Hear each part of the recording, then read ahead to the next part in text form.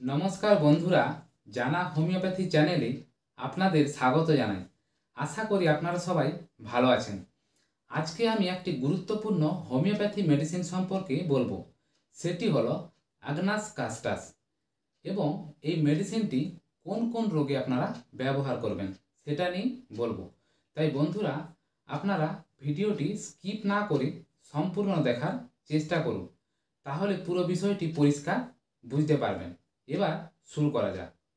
এই যে আগনাস কাস্টাস, এই যে মেডিসিনটি, এটা একটা গাছ থেকে তৈরি করা হয়েছে। এই মেডিসিনটি মূলত পুরুষ এবং স্ত্রীর সেক্স অর্গানের উপর খুব ভালো কাজ করে। পুরুষদের মধ্যে কী ধরনের লক্ষণ দেখা যায় সেগুলো এবার বলি। পেশেন্টের মধ্যে দেখবেন একটু বেশি বয়স দেখা যাচ্ছে। অল্প বয়স্ক ছেলেদেরকে মনে হবে যেন অনেক বয়স। পেশেন্টের অনেক সেক্সুয়াল পার্টনার আছে, কিংবা যদি না থাকে তার দেখবেন মাস্টারবেশন করার প্রচুর ইচ্ছা থাকবে।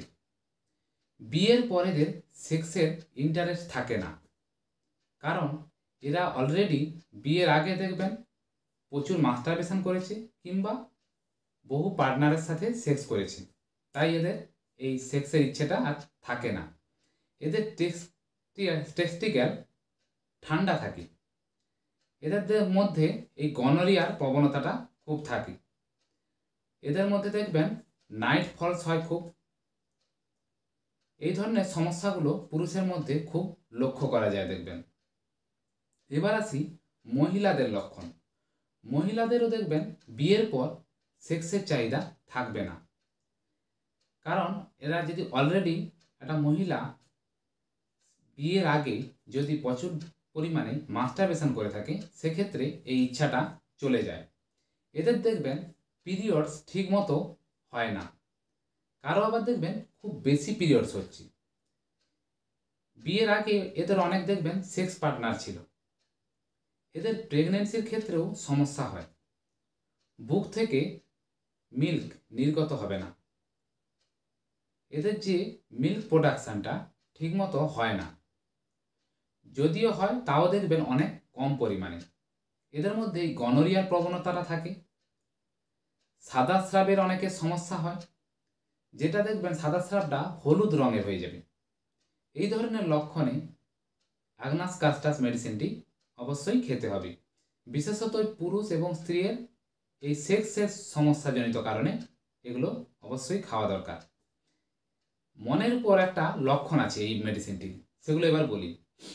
মেন্টালি বা ইমোশনালি এরা খুব ডিস্টার্ব হয়ে থাকে। এই ধরনের পেশেন্ট এরা মানসিকভাবেও ভালো থাকে না এবং ইমোশনালিও এরা ভালো থাকতে পারে না। এদের মেমোরি খুব দুর্বল।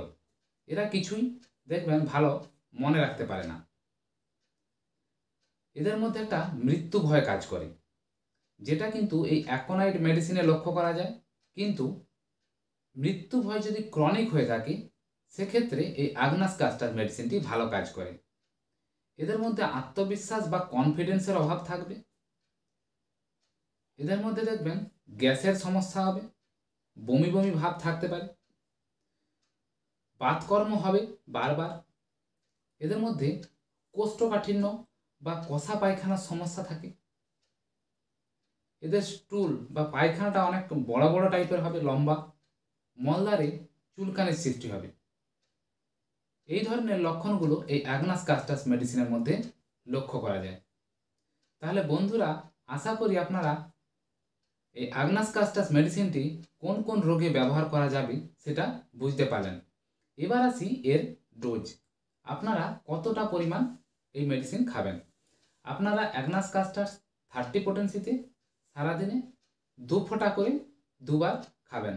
দেখবেন আপনার এই সমস্যাগুলো ধীরে ধীরে ঠিক হয়ে যাবে। তাহলে বন্ধুরা, যদি ভিডিওটি ভালো লেগে থাকে প্লিজ লাইক করে দেবেন, বন্ধুদের মধ্যে আপনারা শেয়ার করে দেবেন, আর যদি ভালো লেগে থাকে প্লিজ সাবস্ক্রাইব করে নেবেন। কমেন্টে যদি আপনাদের কিছু জানার থাকে অবশ্যই কমেন্ট করবেন, আমি আপনাদের যথাসাধ্য উত্তর দেওয়ার চেষ্টা করব। ধন্যবাদ বন্ধুরা।